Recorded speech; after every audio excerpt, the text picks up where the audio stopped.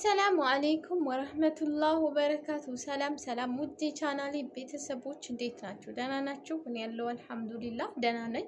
ዛሬ በአዲስ ቪዲዮ ብቅ ብዬላችኋለሁ። ላይክ፣ ሼር፣ ሰብስክራይብ እያደረጋችሁ እና አዲስ ቪዲዮ ምን መሰላችሁ? አረብና ሀበሻዎች ምንድን ነው የሚለያቸው የሚለውን ነውና ለሁላችሁም ጥያቄ ነው።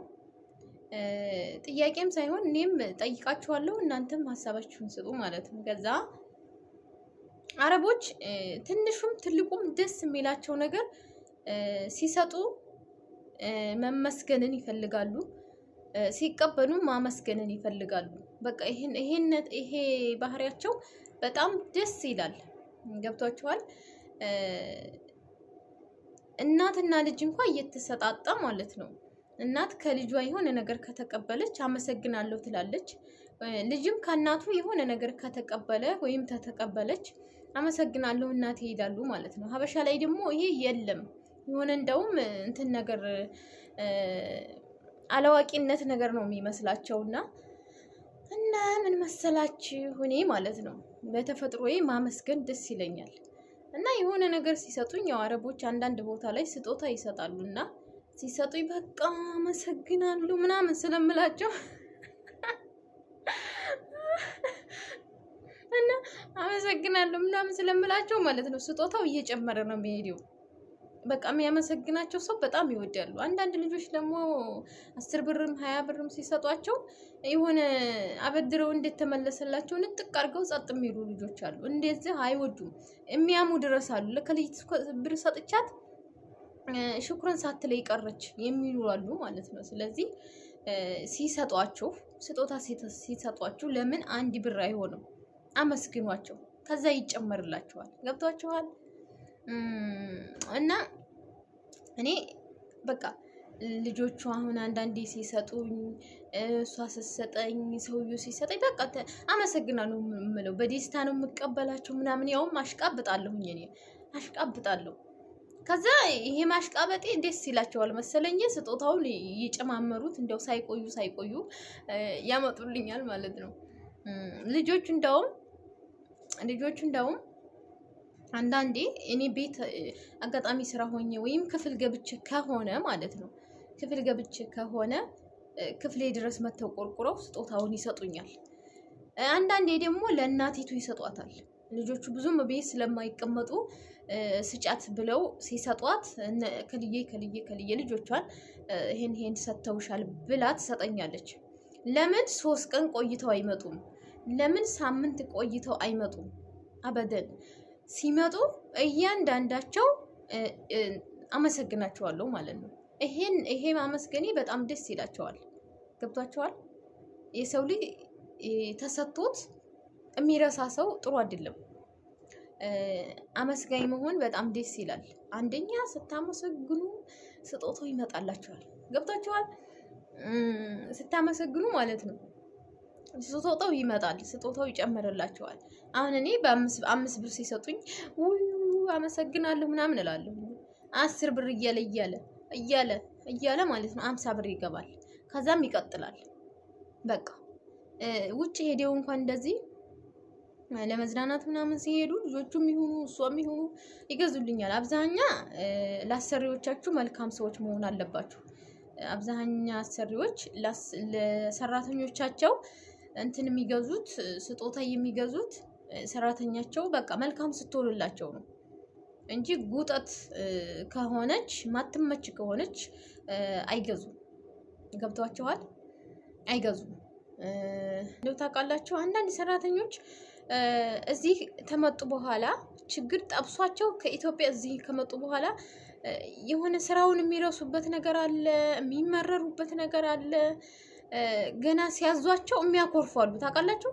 የሚያኮርፉ ፊታቸውን እንደዚህ አድርገው አሰሪዎቻቸውን የሚያዩዋሉ። አሰሪዎቻችን ደግሞ አብዛኞቹ ብስል ናቸው፣ ያውቃሉ እንደኛው እንደ ሀበሻዎቹ ማለት ነው። ግን የሆነ ጸጥ ብለው ያልፋሉ። እንደዛ ሲሆን ግን ስራ ያበዙባቸዋል። ስራ እንዳልፈለግን ያውቃሉ። ይሄ ደግሞ አይሆንም። አንዳንዴ አሁን አሰሪዬ የሆነ እየሰራሁኝ እያየችኝ ቀጣይም ሌላ ስራ እያለኝ እያየችኝ ምን ትላለች? እና ቀጣይም ሌላ ስራ እንዳለኝ እያወቀች ማለት ነው ይሄን ስሪው፣ ይሄን ስሪው፣ ይሄን አርጊ ትለኛለች። ግን ውስጤ እየተቃጠልኩ በቃ ደስ አይለኝም። ግን ከላይ ስቃታለሁ። ኢንሻአላህ ኢንሻአላህ አላታለሁ። ተዛም ትላለች። ደስ ብሏት ነው የምትመለሰው። ገብቷቸዋል። እንኳን እነዚህ አረቦች ይቅሩና ኢትዮጵያ ለራሱ እኛ ለራሳችን የሆነ ስራ አዘን እሺ ብለው በደስታ የሚያስተናግዱኝ ደስ ይለናል አይደለም? ለምሳሌ አሁን የሆነ ካፌ ገብተን ስናዛቸው የሆነ ፊታቸው በፈገግታ ሲቀበሉንና ፊታቸውን እንትን ብለው ሲቀበሉን አንድ አይደለም። እና በቃ ደስ ብሎት ነው የምትመለሰው። ውስጤ እኮ የሆነ ቅር ሊኖር ይችላል። ቢሆንም ግን ስራዬ ስለሆነ አስከፍቼ አይቀርልኝማ። ስራው ስለማይቀርልኝ እንደውም ማባበል ነው የሚሻለው። በቃ ስቄን ስራው ካቻልኩኝ እሰራለሁ፣ ካልቻልኩኝ ደግሞ ልተውም እችላለሁ። አትጠይቀኝም፣ ትረሳዋለች። ገብቷችኋል? አትጠይቀኝም። ለምን በፈገግታ እሺ ነው ያልኳት። በፈገግታ እሺ ስላት ምንድነው በቃ የስራ ፍላጎት አላት ነው የምትለው። ገብቷችኋል? ሳይመቸኝ እንኳን ሳልሰራው ብቀር ምንም ነገር አትለኝም። አንዳንዴ ስራ ከበዛብኝ ብዙ ስራ ያዘዘችኝን አንደኛውን ትወዋለሁ። ከዛ የሆነ ሰዓት ላይ ታስታውስና ያን ነገር እኮ ነግሬሽ ነበር ሰርተሽዋል ስትለኝ፣ አይ ስራ በዝቶብኝ እኮ አልሰራሁም ስላት፣ ሲመችሽ ስሪው ነው የምትለኝ። አያችሁ? ሲመችሽ ስሪው። ግን ፊታችሁን ቆፍጥጣችሁ ተቆጥታችሁ ፊታችሁን አቅልታችሁ እሺ የምትሉ ከሆነ ማለት ነው ስራ ይጨምሩባችኋል። እራሳችሁን ነው የምትጎዱት። እስካሁን እኔ በእኔ ብቻ ሳይሆን ብዙ ቦታ ላይ ማለት ነው ብዙ ቦታ ላይ እንዲህ አይነት ነገር አለ። ብዙ ልጆች በቃ ሲያዟቸው ስራችሁ አይመስላቸውም። የሚቆጡ ድረስ አሉ። የሚቆጡ ድረስ እንዴ! ምን ማለት ነው? መቆጣት የለባችሁ።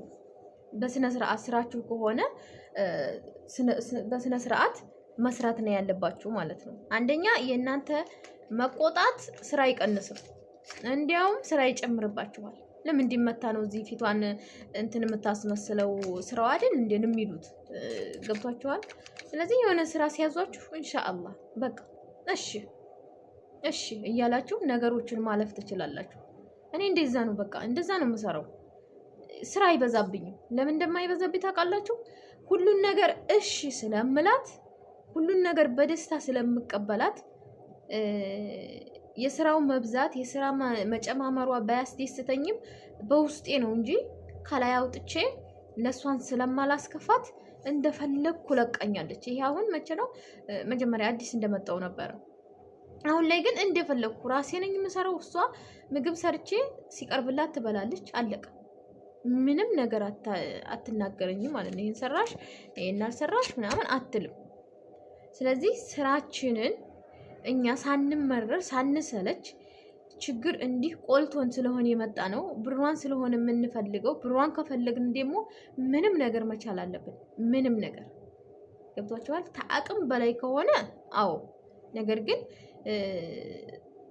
ዘለን ስልካችን ላይ ለማፍጠጥ ቲክቶክ ላይ ምናምን የነሱን ስራ አደፍጠን ይሄ ተገቢ አይደለም። ለእናንተም ስራ ይጨመርባችኋል። ገብቷችኋል? ስራ ስለሚጨመርባችሁ በጥንቃቄ ካሰራችሁ ግን ስራውም አይጨመርም፣ ድካምም አይኖርም። በራሳችሁ ኃላፊነት በራሳችሁ ትሰራላችሁ። እነሱም ደግሞ ክትትል አያበዙባችሁ። አለበለዚያ ሲያዟችሁ የሆነ ቅር የሚላችሁ ነገር ካለ ክትትል ያበዙባችኋል። በቃ የስራ ፍላጎት እንደሌላችሁ ነው የሚረዱት።